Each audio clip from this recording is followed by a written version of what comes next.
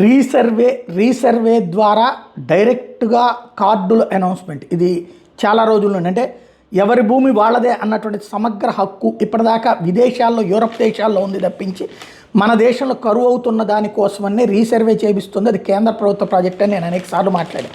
ఇప్పుడు అదే స్వయంగా మోడీ చెప్పుకొచ్చారు. గ్రామీణ ప్రాంతాల భూముల డిజిటలీకరణ ద్వారా మరింత సాధికారత సాధించడానికి వీలుంటుందని మోడీ చెప్పారు. సాంకేతికతకు ఉన్న శక్తి సుపరిపాలనతో ఇది సాకారం అవుతుందన్నారు.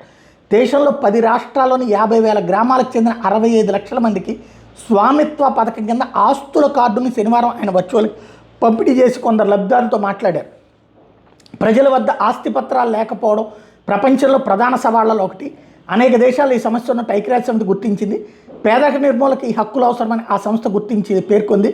గ్రామీణ ప్రజల దగ్గర లక్షల కోట్ల విలువ చేసే ఆస్తులున్నా ఎలాంటి ప్రయోజనం లేకపోవడంతో 5 ఏళ్ల క్రితం కేంద్రం స్వామిత్వ పథకాన్ని ప్రారంభించింది. ఈ రోజుతో కలిసి ఇంతవరకు గ్రామాల్లోని 2.24 కోట్ల మంది తమ ఇంటికి సంబంధించిన శాశ్వత ఆస్తి కార్డులు పొందారు అంటూ ఆయన ప్రకటించారు. దేశంలో 6 లక్షల గ్రామాలు ఉంటే దాదాపు సగం చోట్ల డ్రోన్లతో సర్వే పూర్తయింది. భూ హక్కుల పత్రాలు చేతికి రావడంతో చాలామంది రుణాలు తీసుకుని వ్యాపారాలు ప్రారంభించుకోగలిగారు. అన్ని గ్రామాల్లో కార్డుల పంపిణీ పూర్తయితే 100 లక్షల కోట్ల ఆర్థిక కార్యకలాపాలకు తాళం తెచ్చుకుంటుంది.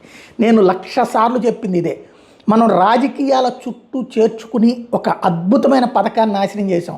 ఇంతకుముందు కూడా నేను చాలాసార్లు చెప్పే జగన్ చేసిన తప్పు తన బొమ్మ వేసుకోవడం పాస్బుక్ మీద, అలాగే ఆ సర్వేరాల మీద. కానీ అసలు ఆ పథకం చాలా అద్భుతమైనటువంటి పథకం.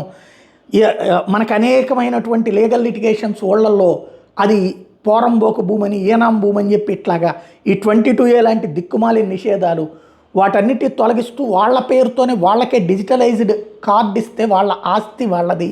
అదే ఉందంటే బ్యాంకులు లోన్లు ఇస్తే ఆ లోన్లు ఇస్తే ఆ డబ్బులతో వ్యాపారం చేయొచ్చు, వ్యవసాయం చేయొచ్చు, ఇంకొకటి చేయొచ్చు. దానికోసం కేంద్ర ప్రభుత్వం పెట్టింది అంతర్జాతీయ విధానాన్ని ఇండియాలో తీసుకొస్తుంది. నేను అనేకసార్లు చెప్పాను. ఇప్పుడు మోడీ నోట నుంచి వచ్చినటువంటి మాట అది.